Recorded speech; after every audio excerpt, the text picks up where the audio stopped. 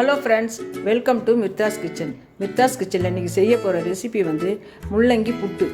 அதுக்கு தேவையான பொருட்களை என்னென்னன்றதை நம்ம பார்த்துடலாம். முள்ளங்கியை வந்து இந்த அளவுக்கு, இது வந்து நான் ஒரு 1/4 கிலோ அளவுக்கு எடுத்துருக்கேன். 3 முள்ளங்கி எடுத்திருக்கேன். இது மாதிரி துருவி இந்த மாதிரி வச்சுருக்கேன். வெங்காயம் ஒரு பெரிய வெங்காயத்தில் 1 கட் பண்ணி வச்சுருக்கேன். அதுக்கு தேவையான அளவுக்கு பச்சை மிளகா 2, இஞ்சி ஒரு 5-6 பல் பூண்டு எடுத்து வச்சுருக்கேன். இதில் சோம்பு ஒரு ஸ்பூன் அளவுக்கு, ஒரு பட்டை, ஒரு 4 கிராம்பு எடுத்து வச்சுருக்கேன். இதுக்கு ஒரு 100 கிராம் அளவுக்கு நான் வந்து கடலைப்பருப்பை ஒரு அரை மணி நேரத்துக்கு முன்னாடி ஊற வச்சுருக்கேன். தாளிப்பதற்கு எண்ணெய், கடுகு, கறிவேப்பிலை எடுத்து வச்சுருக்கேன். முதல்ல செய்கிறதுக்கு முன்னாடி பருப்பை நம்ம கொஞ்சம் அரைச்சி எடுத்துகிட்டு வந்துடலாம். அது எப்படின்றத பார்க்கலாம். ஒரு மிக்ஸி ஜாரில் நம்ம ஊற வச்ச கடலை பருப்பெல்லாம் போட்டுக்கலாம்.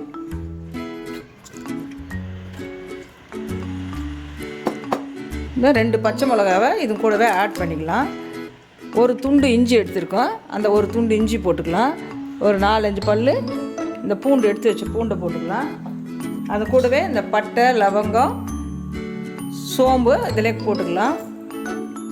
பருப்புக்கு தேவையான அளவுக்கு உப்பு போட்டுக்கலாம். கொஞ்சமாக 1/4 டீஸ்பூன் அளவுக்கு மஞ்சள் பொடி போட்டுக்கலாம். வாங்க நம்ம இதை அரைச்சி எடுத்துகிட்டு வந்துடலாம். ஸ்டவ் ஆன் பண்ணி ஒரு பேன் வச்சுருக்கேன். பேனில் ஒரு 4 ஸ்பூன் அளவுக்கு எண்ணெய் ஊற்றிருக்கேன். நீங்கள் எந்த குக்கிங் ஆயில் வேணாலும் யூஸ் பண்ணிக்கலாம். எண்ணெய் சூடாகட்டும். ஒரு ஸ்பூன் அளவுக்கு கடுகு போட்டிருக்கேன். கொஞ்சமாக உளுத்தம்பருப்பு போட்டுக்கிறேன். கொஞ்சமாக ஜீரகம் போட்டுக்கிறேன். பச்சை மிளகாய் இந்த மாதிரி ஒரு 2 மிளகா கட் பண்ணி வச்சுருக்கேன். கறிவேப்பிலை போட்டுக்கலாம்.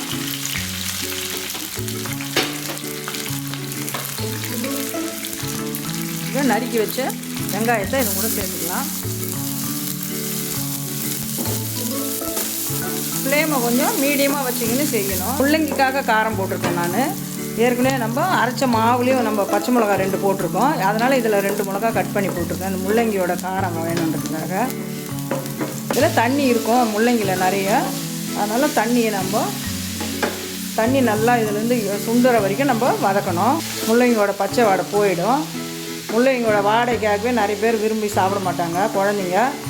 அதனால் நம்ம இது மாதிரி செஞ்சு கொடுத்தா குழந்தைங்க நல்லா சாப்பிடுவாங்க. இதில் நிறைய கால்சியம் இருக்குது முள்ளங்கியில். இதுக்கு நான் கொஞ்சமாக உப்பு போட்டுக்கிறேன். தேவையான அளவுக்கு போட்டுக்கோங்க. காரம் கூட உங்களுக்கு தேவையான அளவுக்கு நீங்கள் சேர்த்துக்கோங்க. இந்த முள்ளங்கிக்கு தேவையான அளவுக்கு கொஞ்சமாக ஒரு 1/4 டீஸ்பூன் அளவுக்கு மஞ்சள் பொடி. ஏற்கனவே நம்ம அரைச்சி மாவுலேயே மஞ்சள் பொடி போட்டுக்கிறதுனால இதில் நான் கம்மியாக போட்டுக்கிறேன். இதுக்கு கொஞ்சமாக ஒரு 1/2 டம்ளர் அளவுக்கு நான் தண்ணி வைக்கிறேன். கூடவே நம்ம அரைச்சி வச்ச விழுதை இதிலே வந்து நம்ம இந்த மாதிரி மேலே இது மாதிரி தட்டி வச்சிடலாம். இந்த முள்ளங்கி வேகும் போதே இதுவும் வெந்துடும். எங்கள் வீட்டில் நாங்கள் இப்படி தான் செய்வோம். இந்த மாதிரி செஞ்சு பாருங்கள். இது ரொம்ப நல்லா டேஸ்ட்டாக இருக்கும். சேர்ந்து வேகும் ரெண்டுமே. இந்த மெத்தடில் நீங்கள் செஞ்சு பாருங்கள். உங்களுக்கு எல்லாருக்குமே பிடிக்கும். இது நம்ம வந்து ஒரு பிளேட் போட்டு லோ ஃப்ளேமில் ஒரு 10 நிமிஷம் அப்படியே இருக்கட்டும். இடையில நம்ம கிளறி விட்டுக்கலாம். இப்போ நம்ம இதை திறந்து ஒரு முறை கிளறி விட்டுக்கலாம்.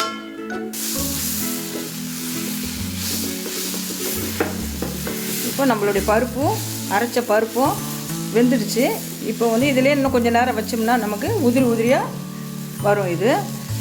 இதே முள்ளங்கி மாதிரியே நூக்கல்லையும் செய்யலாம், கேரட்டில் செய்யலாம், வாழைப்பூலையும் இந்த மாதிரி புட்டு செய்யலாம்.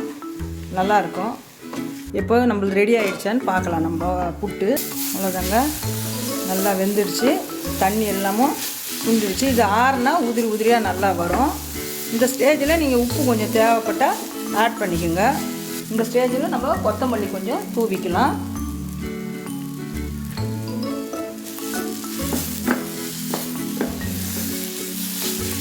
பாருங்கள் எவ்வளோ உதிரியாக முள்ளங்கி புட்டு வந்துருக்குது.